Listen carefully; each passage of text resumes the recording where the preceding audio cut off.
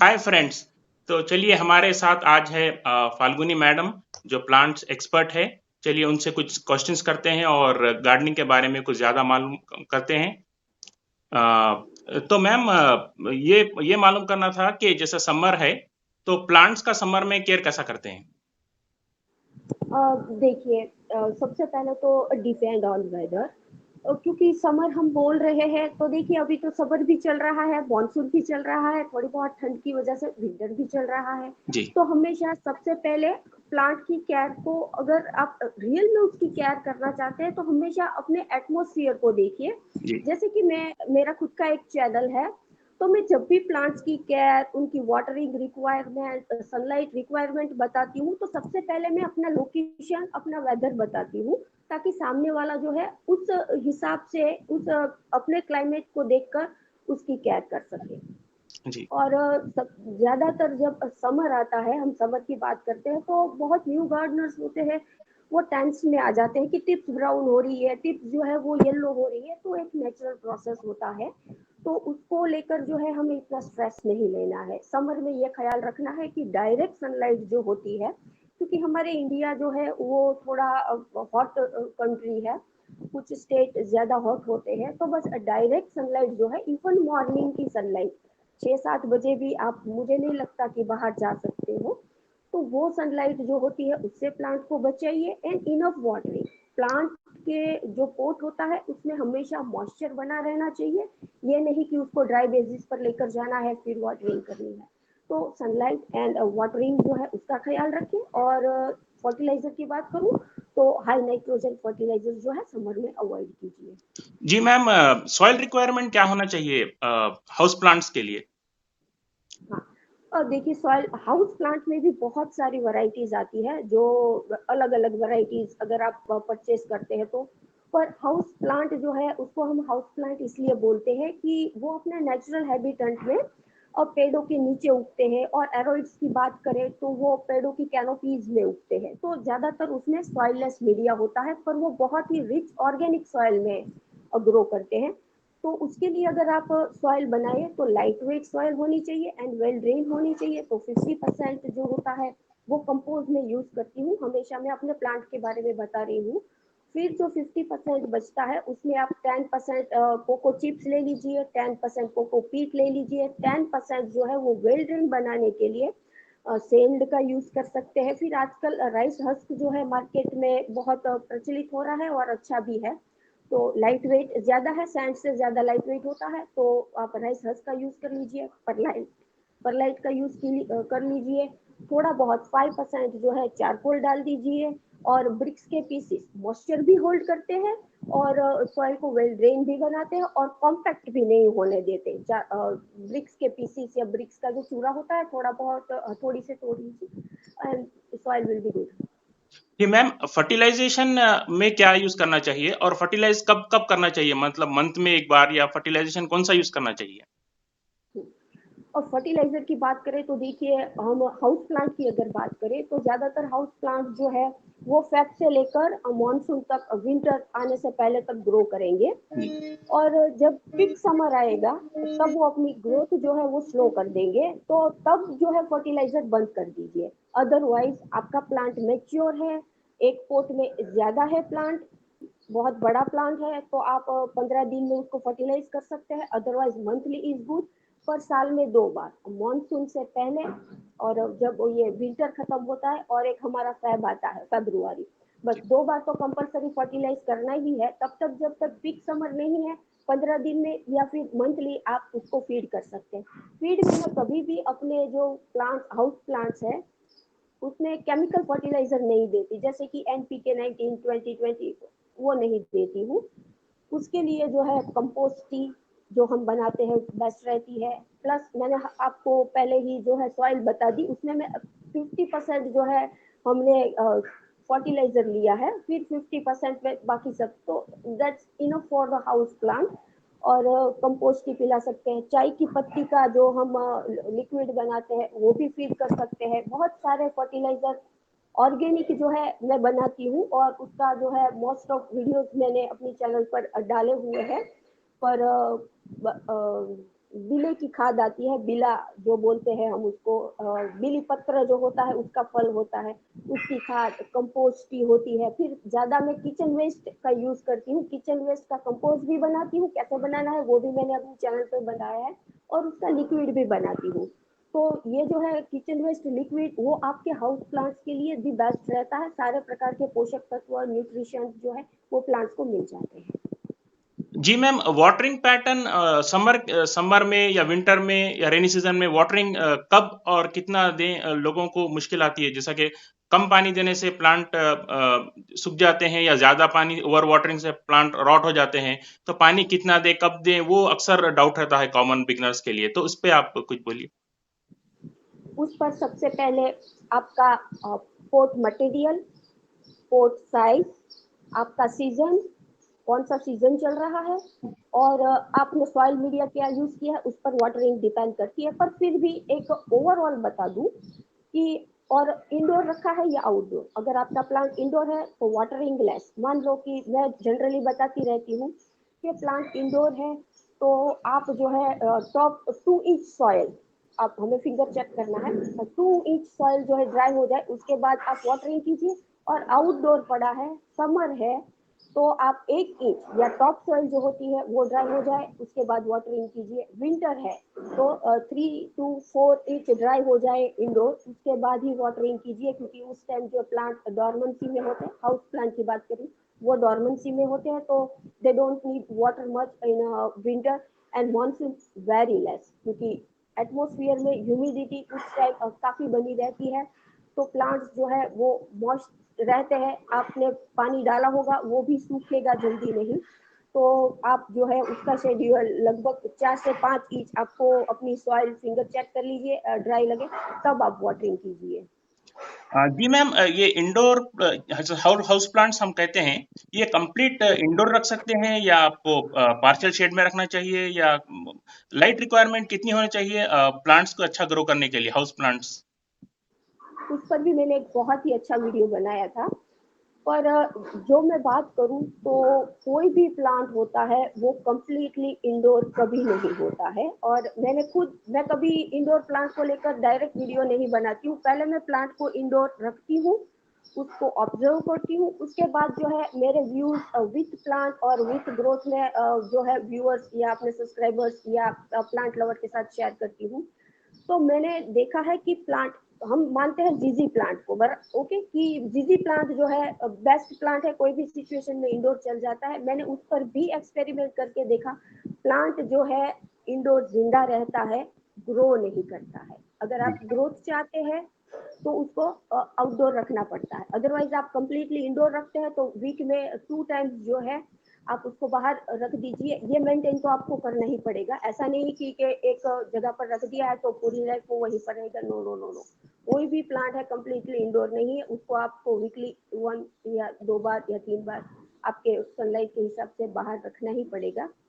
मैं ज्यादातर plant indoor नहीं रखती हूँ, इवन पीस लिली जो है वो भी मेरा बाहर पड़ा है, और पीस लिली को भी बहुत ही बेस्ट इंडोर प्लांट माना जाता है। मैंने 3 साल इंडोर रख कर देख लिया और उसमें फ्लावरिंग नहीं होती है। अगर आप पीस लिली में फ्लावरिंग चाहते हैं, this is just an example, तो आपको जो है बाहर उसको रखना ही पड़ेगा, क्योंकि हाउस प्लांट को हम हाउस प्लांट इसलिए बोलते हैं, जैसे कि मैंने बताया कि अपने नेचुरल हैबिटेट में वो पेड़ों के नीचे ग्रो करते हैं जहाँ पर बहुत ही कम सनलाइट आती है और छनकर धूप आती है। पर हमारा घर जो होता है वो इस तरह का एटमोसफियर घर के अंदर नहीं होता है, हवा भी इतनी शुद्ध नहीं होती है। पूरे दिन जो है कोई कोना ऐसा नहीं होगा कि जहाँ 24 आवर्स जो है लाइट आती ही रहे। जंगल होता है या नेचर जो होता है वहां पर वो आती रहती है, तो घर पर ये पॉसिबल नहीं होता है। तो पीस लिली इवन जो है मुझे पसंद नहीं आया, मतलब इंडोर रखना पसंद नहीं आया, तो मैं इंडोर कम रखती हूँ, बहुत रेयरली रखती हूँ। थैंक यू मैम, बहुत इंफॉर्मेटिव था हाउस प्लांट्स के बारे में। अभी ये मालूम करना था कि हाउ सेक्यूलेंट्स ग्रो करना काफी मुश्किल लगता है, ये लोग अक्सर क्वेरीज आते हैं। तो क्या सेक्यूलेंट ग्रो करना मुश्किल है, या आप समझेंगे? नहीं, सकुलेंट ग्रो करना आपको तब मुश्किल पड़ेगा 2 सिचुएशन में। एक तो जब आपको एक्सपीरियंस नहीं है, और दूसरा है आपको नॉलेज नहीं है। तो सबसे पहले सॉरी सबसे पहले जो है, अगर आप एक्सपीरियंस लेना चाहते हैं तो you have to spend lot of money.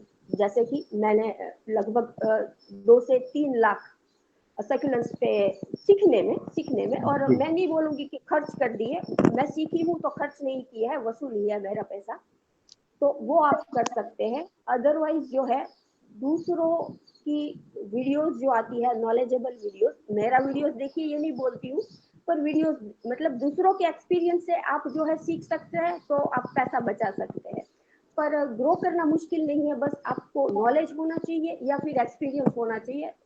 फिर बहुत आसान है, क्योंकि वाटरिंग भी कम चाहिए, सनलाइट रिक्वायरमेंट भी कम है, और फर्टिलाइजेशन भी कोई झंझट नहीं है, तो इजी है। पर दो कंडीशन जैसे मैंने बताई कि नॉलेज या फिर एक्सपीरियंस।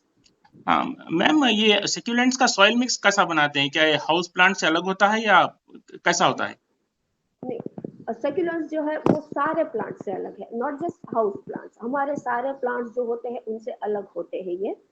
तो उसके लिए जो सॉइल है, अगर इसका नेचुरल है, मैं ना हमेशा प्लांट का नेचुरल हैबिटेट पहले देखती हूँ कि वो नेचुरली कौन सी जगह पर ग्रो करते हैं, तो आपको 50% आइडिया आ जाए। तो वो दो पत्थर होते हैं, शिलाएं, बड़ी बड़ी पर्वत होते हैं, उसके जी बीच में ग्रो करते हैं। जी तो मतलब बहुत से लोग जो होते हैं उसको कोकोपीट में, और अभी भी मैं फेसबुक पर या अदर सोशल मीडिया पर इतनी क्वेरीज देख रही हूँ कि मेरा सेक्युलेंट मर रहा है, मेरा सेक्युलेंट मर रहा है। और उसका 90% रीजन मैंने देखा है कि पूछा कि in which soil your plant is, cocopeat, cocopeat, तो वो नहीं करेगा। तो सेक्युलेंट्स के लिए जो है 80% मैं सीडर लेती हूँ। सेक्युलेंट्स की बहुत बड़ी प्लेलिस्ट सॉइल मिक्सचर से लेकर उसकी गलतियां तक जो है मैंने ऑलरेडी डाल रखी है।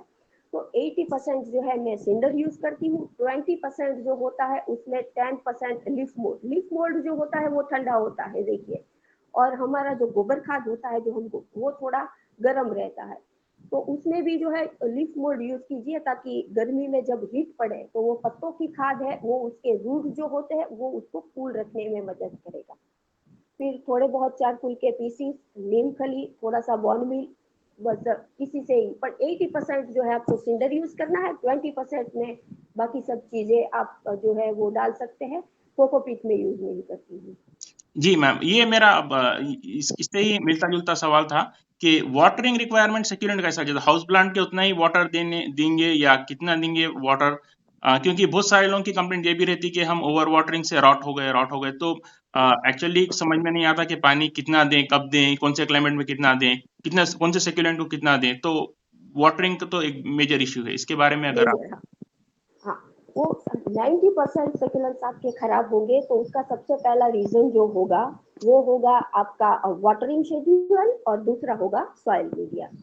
तो उसके ऊपर वाटरिंग को लेकर जो है मेरे 2 एपिसोड है, मतलब 2 वीडियोस मैंने डाले हुए हैं कि कौन कौन सी चीजें उसमें मायने रखती है। पर देखिए, विंटर है तो आपने पोट कौन सा लिया है, मिट्टी का पोट है तो आप को ज्यादा वाटरिंग करनी पड़ेगी। सॉइल मीडिया कौन सा लिया है, सिंडर है तो मैं हर तीसरे दिन वाटरिंग करती हूँ। पर समर जब आता है तो हमें जो है वाटरिंग लेस कर देनी है। हाँ, समर है तो पानी ज्यादा चाहिए, पर लेस क्यों करना है? क्योंकि अभी उसका डॉर्मेंट सीजन है, अभी वो एक्टिव नहीं होंगे। हम जब दौड़ते हैं तो हमें पानी ज्यादा चाहिए, पर हम बैठे बैठे ना ही ज्यादा हमें पानी चाहिए ना ही खाना चाहिए। तो सेक्युलेंट्स का अभी डॉर्मेंट सीजन चल रहा होता है, तो उसको लेस वाटरिंग करनी है। किस तरह से वाटरिंग करनी है उसका भी मैंने बहुत ही डिटेल वीडियो डाला हुआ है। तो पोर्ट्स, आपका साइज, पोर्ट मटेरियल, आपका सीजन कौन सा चल रहा है, आपने कौन सी लोकेशन पर जो है सेक्युलेंट्स को रखा है। अगर सनलाइट मिल रही है तो लेस वाटरिंग करनी है। पर मेरा ख्याल है कि मैं जो है हमेशा अपने प्लांट्स को कभी भी ये मग्गा भर भर के पानी नहीं देती। मैं जो है, छोटा प्लांट है तो मैं, सेक्युलेंट्स हमेशा छोटे छोटे ही होंगे, तो मैं उसको जो है, बहुत छोटे हैं तो स्पून से पानी दे देती हूँ। अदरवाइज उसके लिए पानी देने के लिए जो बर्तन रखती हूँ वो भी बहुत छोटा रखती हूँ, ताकि थोड़ा सा पानी दिया और बस। तो इस तरह से पानी देते हैं। तो आप 2 दिन में पानी दीजिए। बॉटम वाटरिंग करते हैं या फिर ड्रेनेज होल से निकल जाए उस तरह से फुल वाटरिंग करते हैं तो वीकली कीजिए। पर फिर भी जैसे मैंने कहा कि बहुत सारी चीजें इसमें मायने रखती है कि आपने पोट कौन सा यूज किया है और सीजन कौन सा चल रहा है, मटेरियल कौन सा है, आपकी सॉइल। अभी आपने देखिए कोकोपीट में लगाया होगा तो 15 दिन पानी की जरूरत नहीं पड़ेगी, और मैं जो है सिंडर में लगा तो मैं हर तीसरे दिन दूंगी। तो जिसने कोकोपीट में लगाया है वो बोलेगा कि मर जाएगा सेक्युलर, तो ये नहीं होता। आपने कौन सी चीज में ग्रो किया है, कौन सी लोकेशन पर रखा है, ये सब चीजें जो है बहुत डिटेल में मैंने उस वीडियो में भी बताया। तो ये चीजें मायने रखती है। पर अदर हाउस प्लांट से या दूसरे प्लांट से सक्यूलेंट्स की कंपेयर करें तो उसको वाटरिंग जो है वो लेस चाहिए। और बहुत से लोग मानते हैं कि सक्यूलेंट्स को वाटर चाहिए ही नहीं, तो ये भी गलत है। सक्यूलेंट्स को भी पानी चाहिए, वो भी प्लांट है, तो लेस वाटरिंग करनी है। और जो है समर में हमें इसको डायरेक्ट सन से बचाना है। डायरेक्ट सन में सेक्युलेंट्स को कभी नहीं रखना है, क्योंकि ज्यादातर आप वीडियोस देखेंगे तो सेक्युलेंट्स के फॉरेन के वीडियो होंगे जी जब भी आप देखेंगे जी जी तो और वो लोग बोलते हैं कि 2 to 3 hours sunlight is essential for the succulents, but for their countries, जी हमारा कंट्री जो है इंडिया, जी वो थोड़ा डिफरेंट है। हॉट एंड ह्यूमिड क्लाइमेट होता है हमारा। तो जी हमारी जैसे कि मैंने बताया कि 6 या 7 बजे की सनलाइट भी हार्श होगी, उसमें अगर आपने सेक्युलेंट्स 2 घंटे के लिए रख दिया, नो चांस फॉर सर्वाइव। तो डायरेक्ट सनलाइट में नहीं रखना है और वाटरिंग बहुत ही लेस करनी है। फ्रिक्वेंटली वाटरिंग ना करें उसको। जी। मैम फर्टिलाइजेशन सेक्युलेंट को कब दें और कितना दें या क्या दें, या जरूरत पड़ेगी फर्टिलाइजेशन की या नहीं सेक्युलेंट को, तो ये इस बारे में। नहीं नहीं, ये भी एक बहुत बड़ी गलतफहमी है वाटरिंग की तरह की। सेक्युलेंट्स को पानी नहीं चाहिए और फर्टिलाइजर नहीं चाहिए। देखिए वो प्लांट्स है, नेचुरल हैबिटेट जब होता है प्लांट का, वहां पर वो ग्रो कर जाते हैं, क्योंकि उसको सब चीजें नेचर से मिलती है। हम उसको एक कन्फाइंड जगह पर ग्रो करते हैं, जी तो उसको फर्टिलाइजर भी चाहिए। तो उसका सीजन जब आता है, मतलब कि विंटर का सीजन होता है, थोड़ी थोड़ी ठंड पड़ना शुरू हो जाती है, सितंबर अक्टूबर शायद सबके यहाँ इतने ही स्टार्ट हो जाता है।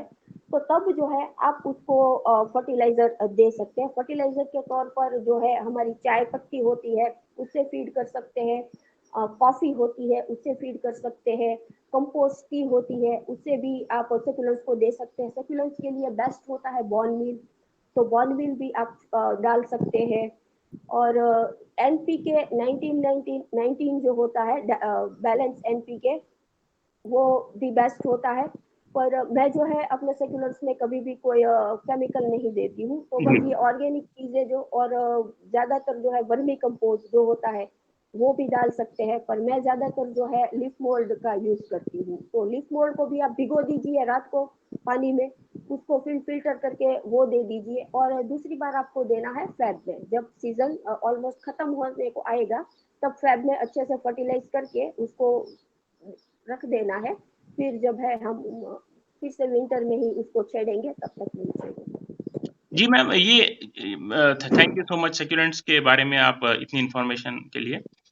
मैम जो कॉमन गार्डनिंग मिस्टेक्स क्या करते हैं बिगनर्स, मतलब लोग गार्डनिंग स्टार्ट करना चाहते हैं और फिर थोड़े दिन के बाद में डिसअपॉइंटेड हो जाते हैं कि मेरा झाड़ खराब हो गया या जल गया या उसके ऊपर वाटरिंग ज्यादा हो गई, तो कॉमन मिस्टेक्स क्या कर सकते हैं बिगनर्स और उसे अवॉइड कैसा करें।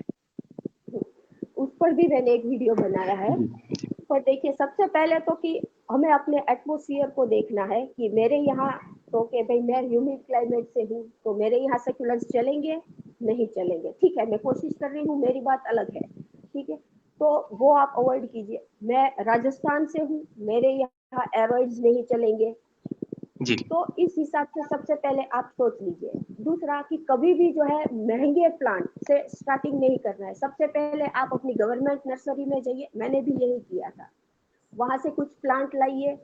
स्वैप भी आजकल बहुत ट्रेंडिंग चल रहा है, स्वैप कर लीजिए ताकि आपका कोई प्लांट खराब हो जाए तो भी वो ना हो। हार्डी प्लांट कौन कौन से है, उनसे स्टार्ट कीजिए। हार्डी प्लांट्स जो होते हैं बेस्ट फॉर बिगिनर्स प्लांट, उसका भी मेरा ऑलरेडी वीडियो है। तो उस तरह के प्लांट सर्च कीजिए, उसको लगाइए ताकि आपका कॉन्फिडेंस जो है वो बरकरार रहे। और जब भी आप कोई प्लांट्स नया लेकर आते हैं तो हम रिपोर्टिंग में बहुत जल्दी कर देते हैं। तो रिपोर्टिंग कैसे करनी चाहिए, उसको अपने एटमॉस्फेयर में सेट होने देना चाहिए, क्योंकि नर्सरी में ह्यूमिडिटी बहुत होती है, घर पर इतने प्लांट्स नहीं होते हैं। तो वैसे ही प्लांट शॉप में आ जाता है, प्लस हम उसकी जड़ें बड़े निकाल कर अच्छे से उसको वो करते हैं। तो उस पर भी हमें थोड़ी रोक लगानी चाहिए कि प्लांट्स आगे है, सॉइल बना डाला, गमले भर दिए और फिर 2 दिन बाद प्लांट जो है बेचारा फिर के ये क्या हो गया, फिर पोस्ट करना स्टार्ट कर देंगे। तो बेटर है कि उसको भी हम बाहर जाते हैं, आप बाहर जाते होंगे तो 2 दिन जो है आप एडजस्ट नहीं होते हैं कि भाई नहीं मजा आ रहा है, नहीं मजा आ रहा है, तो प्लांट को भी थोड़ा एडजस्ट होने दीजिए। और वाटरिंग फर्टिलाइज बहुत कर देते हैं लोग कि प्लांट को जल्दी बड़ा कर देते हैं, लाए हैं साथ में फर्टिलाइजर डाल दे, फर्टिलाइज कम कीजिए, वाटरिंग भी कम कीजिए। और बिगिनर्स है तो हार्डी प्लांट से स्टार्ट कीजिए। और बहुत बड़ी गलती, एक साथ बहुत सारे प्लांट्स कभी ना खरीदे। 2 प्लांट लाइए, 6 महीने बाद दूसरे 4 लाइए, बस इस तरह से कीजिए। जी, thank you so much ma'am. Ma'am आपका कुछ यूट्यूब चैनल या आप कुछ जिससे कनेक्ट करना चाह रहे हैं लोग, उसके बारे में आप कुछ डिटेल्स दे सकते हैं हाँ, आप? मेरा खुद का चैनल है प्लांट्स पैशन करके।